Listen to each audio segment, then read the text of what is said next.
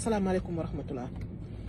Gannaaw ba yàlla def na am na ñoo xam ni jotuñoo vacciné te dañuy mujj am feebar bi dañ bëgg a waxtaan rek ci quelques mesures yoo xam ne nit ñi mën nañ ko def pour dimbali ko ci feebar bi bu leen xasee ba dal, surtout les formes pulmonaires yi nga xam ne c'est pas tellement grave wala mënoo dem hôpital amoo lalu hôpital yaa nga sa kër. Parce que dëgg la duñu ne kenn fajal sa bopp sa kër.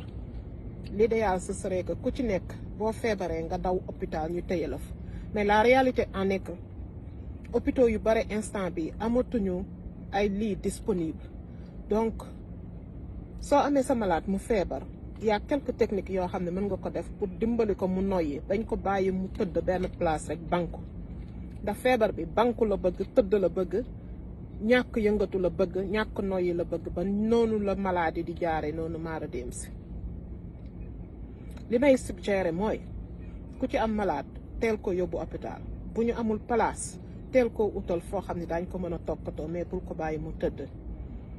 Par exemple à la maison mën nga def ay quelques techniques yoo xam ne da lay permettre yow nga mën a noyyi bu baax. Mooy yëkkati sa loxo, boo defee nii sa loxo ci kaw nga wéeru ci chaise wala wéeru ci dara, day tax day ubbi sa poumon yi nga mën a noyyi bu baax.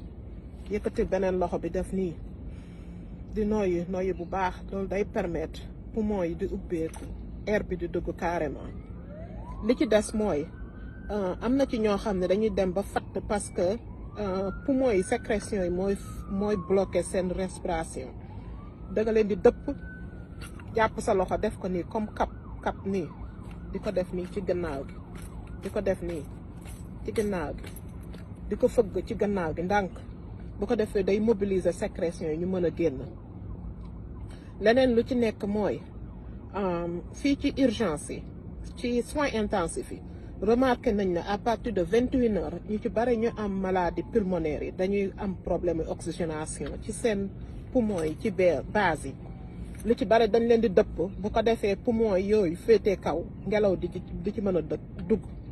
Ku nekk sa kër mënoo noyyi, amoo oxygène, dëppul te féetale sa bopp benn côté nga mën a am air bu baax di noyyi, te nañ lay fëggal sa ginnaaw ngay mën a noyyi.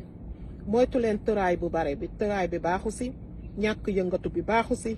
Dëgg la day metti, nga war a naan paracétamol, naan ndox mu bare, jóg yëngal sa yaram, forcer sa bopp dañ a toog, parce que toogaay beeg tëraay bi moom la feebar bi bañ.